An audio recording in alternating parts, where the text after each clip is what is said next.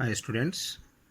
Now today we have the one more new concept that is called the food web. So here in this diagram you are observing the food web. So in which we can see the interconnection between some food chains. So before discussing in detail about this food web, let's see the definition of the food web first. So the food web, it is the interconnected food chains operating in an ecosystem. So the interconnected food chains operating, or they are interacting, the interconnected food chains operating in a ecosystem which establish a network of relationship between the various species. That is called the food web. So I think you have some queries regarding this definition. So I will try to make a little more easier this definition. Here the simple definition of the food web is nothing but it is a network of large number of the food chains. The network of large number of food chains existing in an ecosystem, that is called the food web. So here maybe you have listened this definition, but I will give you the exact idea of this food web. So in the food chain we have seen producers are there, those are the plants on which the grasshopper is dependent. So grasshopper is eaten by the frog, frog will be eaten by the snake, snake will be eaten by the hawk or the eagle. So this one way of this food connectivity only we have seen in the food chain. So that is the plants, grasshopper, frog, snake and hawk. So that much only we have seen in the food chain. But here, so plants are not only food for the grasshopper.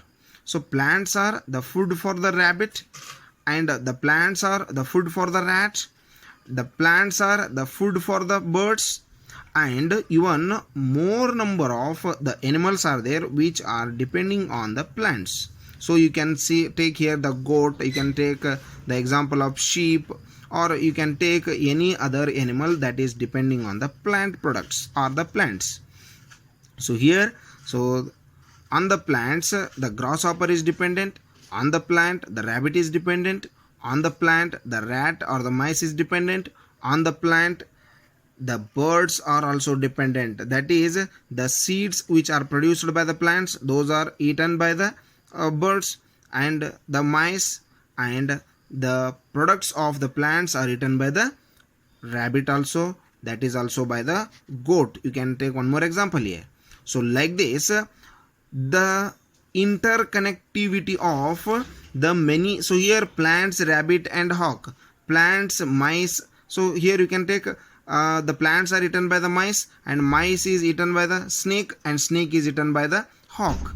So here the plants are eaten by the small birds, and small birds are eaten by the eagle or hawks. So here directly the plants are eaten by the grasshopper, and directly the grasshopper also eaten by the hawk. So like this, so this is the large connectivity is there.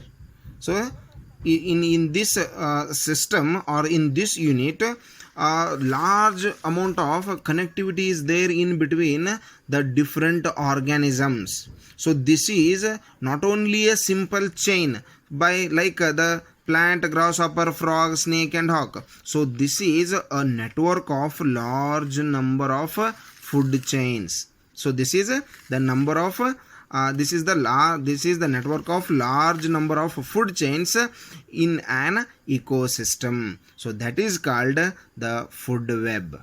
So here there are many number of organisms are there which are depending on the plants, which are called the producers, and on the producers many organisms are dependent. So on those, many carnivore organisms are dependent. On carnivores, the many organisms again they may be dependent on the other larger carnivores are dependent. So like that, the food is going to spread in the very wide range. So only a same type of the organisms are eaten by many number of herbivore animals. So this is what we consider as the food web. Okay, so this is regarding the food web. So next, the trophic levels are there. So what are trophic level, and regarding that one we will discuss that one in the next session. Thank you and have a nice day.